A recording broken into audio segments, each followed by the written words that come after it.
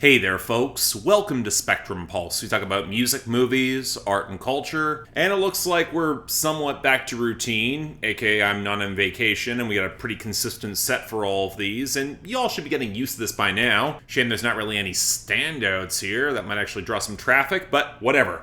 Let's get on the pulse. But before we go any further, if you'd like to like and subscribe, I'd be extremely grateful. Again, try to share these sort of things, especially with episodes that don't have a lot of major standouts or some that you might have missed. It's always nice to get that little added bit of traction. But now to the matter at hand. There are 8 projects on the docket. Let's start off with, from Michaela Anne, Oh, to Be That Free. Yeah, this is long overdue. Another indie country release where, given how much I love Desert Dove, you might be surprised why I'm late to this. Well, I'm kind of torn, because the writing has gotten a lot stronger, embracing a more self-assured, morally complex approach to relationships and the conflicts therein. Where Desert Dove was all about finding a balance, there's a confrontational willingness to claim one's own strength, yearning, and vulnerability. The flickers of naivete, they faded, but the winsome yearning is still so strong, so beautiful. But between a couple songs that wind into pastoral metaphors without landing, some messy production around the guitars and vocal blending that can't quite capture the previous swell and texture, and a more quiet, slow burn presentation, it doesn't quite have the same sticking power for me. It's really damn pretty,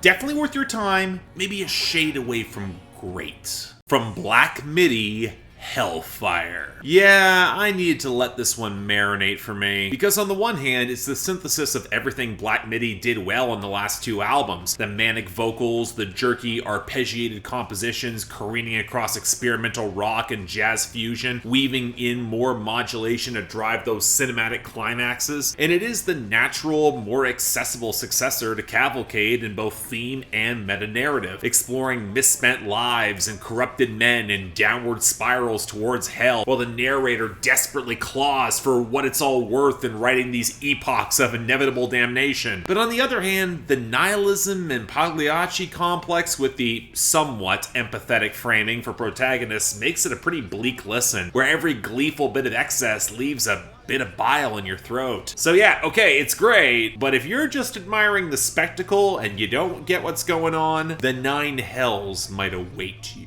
From Blind Guardian, The God Machine. Look, at this point, Blind Guardian have nothing left to prove. Legends in thrash and power metal with an album that hits all the marks of operatic hooks, overlayered compositions, insanely bright guitar work, and songs touching on scattered fantasy and sci-fi franchises, walking the epic tightrope as seasoned veterans. And while this is their heaviest in some time, along with some iffy drum and synth mixing, I found myself wondering if they could have afforded the focus of a higher concept beyond just how ineffable gods wreak havoc on human psyches following or confronting them, or they could add tighter hooks or more modulation. The album is solid all around, but unlike Beyond the Red Mirror or their peak years in the 90s, it's tough to find the moments that reach their absolute best. Maybe Secrets of the American Gods, or Let It Be No More, or Violet Shadows in a Pinch, but I don't know, it's very good.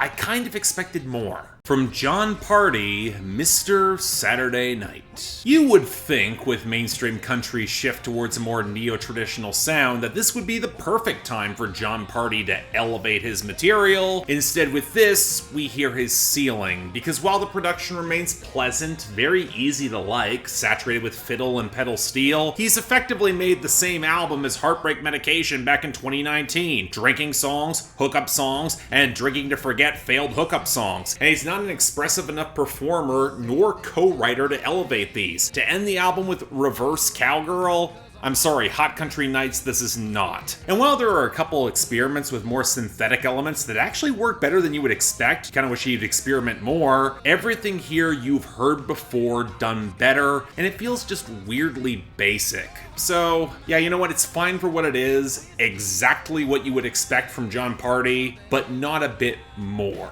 From Preoccupations, Arrangements. The weird thing with Preoccupations is that I have consistently praised this band for the past decade for textured, really smart post-punk. It's nostalgic, but also really well written, and all the albums have held up for the record, and then I just never go back to them. But 4 years later, and I might be in the minority here, but I think this is a step back across the board. The grooves might be better, but with the clattering fuzzy guitars of their Viet Cong days, while still trying to maintain some brighter synths, lead to some really muddy tonal clashes, especially with the vocals, and that doesn't quite elevate the melodic hooks. And given that the lyrics have gone back to antisocial, pessimistic nihilism on both a personal and societal level, a lot of detached, sardonic musings on human fallibility, they don't have the same pull in 2022. It's a bitter, clumsily paced album that wants you to stew in existential emptiness. I don't know.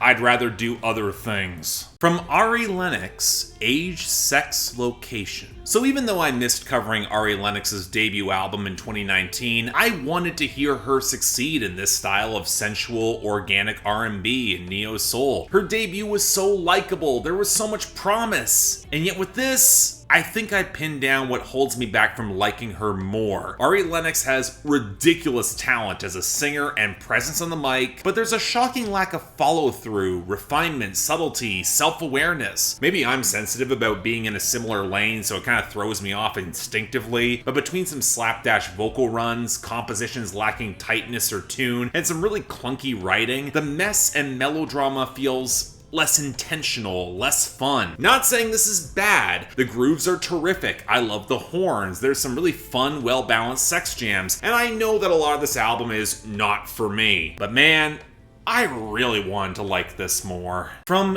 Eden, in case you missed it. I didn't get the hype with Eden initially. The first two albums were occasionally interesting, fractured alternative R&B, but I wasn't really wowed by the lethargic compositions, the underwhelming vocals, or the drippy lyrics. Come on, we already have James Blake, Frank Ocean, and Justin Vernon doing this better. And here, well, it is shorter and wallows across acoustics, brittle percussion, burbling synth, and waves of auto-tune vocals reminiscent of 22 A Million. I might call this experimental in the composition if I hadn't already heard these experiments go further in the 2010s. Now, to Eden's credit, the atmosphere is actually pretty solid, and the lyrics are actually pretty good this time. Still dreary, but sifting through a hazy blur of memory, on and offline, processing grief, heartbreak, loneliness, and burnout with paralyzing self-awareness in the artistry of putting it on record. So yeah, I don't love this, but I get why some absolutely will. Ultimately, it's good stuff. From YUNGBLUD, You know, even following Weird in 2020, I was not prepared for YUNGBLUD to keep getting better. I still remember that disaster of a debut. And yet, this might be his best to date. Chris Grady producing enables a more homegrown sound, blending in 70s glam with acoustic-driven pop rock of the past 20 years, but considerably better mixed and mastered this time. YUNGBLUD's Gerard Way impression is becoming more tolerable. I don't dislike his voice. And the slew of industry ringers keeps this album lean and catchy. The problem is that this album leans so much on its influences, and there's this tangible desire to embrace even more queer, flamboyant melodrama, and yet it never goes for broke, even in some of the personal narratives. The potential is there, I can hear it, it just needs a more distinctive follow-through. I mean, at its best, Weird was just dumb fun. This is better. It's aiming higher, but I don't know, could have been even more. So yeah, thanks a lot for watching. If you'd like to like and subscribe, I'd be extremely grateful. Beyond that, if you want to share, drop comments, manage to circulate this however you want, that would be greatly appreciated. Again, as I've said before, YouTube doesn't really share out these sort of compilations, although they still do get a surprising amount of traffic, so I'm grateful for that at least. Beyond that, though, anything else I might be able to do to improve my presentation, I'm all ears. And if you guys want to get involved in supporting the channel beyond my merch, link down in the description below, or hell, my Patreon options, which allows you to get albums on my schedule, get access to my Discord, or hell, just support me directly. It's always appreciated. Non-expected, not an obligation, but if you want to, the option's available. Till then, I'm Mark, you're watching On the Pulse on Spectrum Pulse, and I'll see you next time.